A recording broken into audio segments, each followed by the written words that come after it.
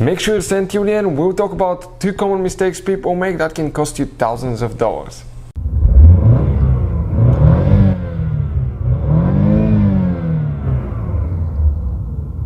Hey guys, welcome back to Electrical Car Repair Live. Thank you guys for watching and subscribing to the channel. Today will be super helpful video to any of you having a Dodge Charger. If you have one of those guys, then you need to find the fuse for the outer tail lights, the one on the outside, not on the trunk. Stay with us, we'll explain where that fuse is located, what special procedure you may need to do after replacing that fuse, and 3 common mistakes people make when replacing fuses and relays that can cost you thousands of dollars in damages. How we guys know that? Because we did that mistake ourselves. We made that mistake and it cost us $2,000 guys in repairs. Stay with us until the end and we'll explain what we're talking about. Before we start, let me just tell you a little bit about us guys. Every single car we get here at the garage, we try to make at least 200 to 300 free repair videos. Why we do that? Because our mission at the shop is to save you as much money as we can.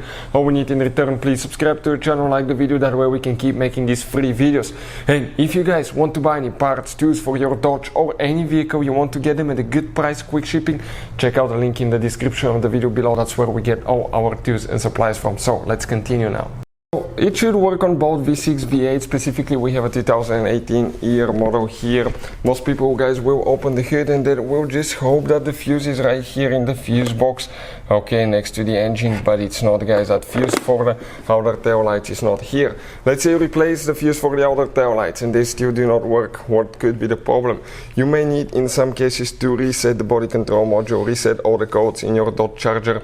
For that purpose, you need a computer that can access these computers, these computing systems in your car, and the Maxicom is amazing. I'll put the link in the description of the video below where you can get it from.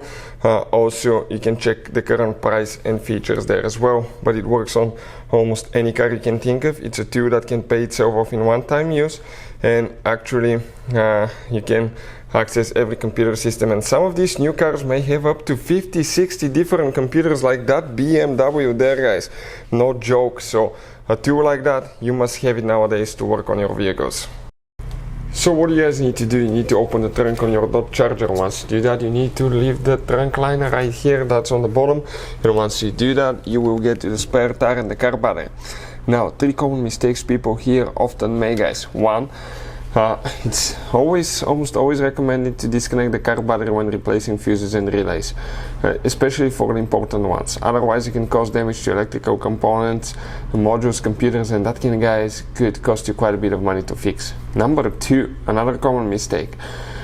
Most people do not know that, but it's very important to know which battery terminal to disconnect and reconnect first. Otherwise, if you do it the wrong way, you can burn electronics, modules. How we guys know about that? We actually made that mistake and we burned the airbag module computer on Mercedes C-Class, and that repair itself, that new computer, cost us $2,000. So there is a special video that explains which battery terminal to disconnect first. Check it out, it will teach you all about that. Very important thing. Next, the fuse box is right here. You can see all we need to do, press right here, okay, lift up like that, okay, and flip it open. That's where the fuses and relays are, and that's where the 3rd mistake comes as well guys. So you can see you have different kind of fuses, relays. Common mistake people make here, they do not test fuses and relays, but fuses, what they do, they usually try to see through the glass and find out if the fuse is good or bad. We have had so many customers come to the garage guys, okay, where they cannot fix certain problems. They bought parts, they replaced multiple parts, they wasted their time, they said the fuse was fine, and when we checked actually and we tested the fuse, it was blown. So by not testing the fuse, sometimes you may think you install a good fuse in the car, it's actually a bad fuse, and that way you will waste your money and time guys. So always test fuses, relays. We'll put a link to a special video that will teach you how to test fuses, relays, and where to buy cheap fuses and relays from as well. Which fuse we need to check for the outer tail lights? If we come right here on the very top row, you can see guys, even if you have a missing fuse, you are going to still count that fuse. We're going to start from the very left, and we'll have fuse number 1, 2, 3, 4, 5, 6. That 6th fuse guys, okay, right here from left to right, but it's actually in the book it's known as fuse number F7. That's ridiculous. Whoever invented the numbering on that Dodge, it's just, I don't know, it's mind-blowing, but it's 6 fuse from left to right, the 7th fuse actually guys. This is the fuse.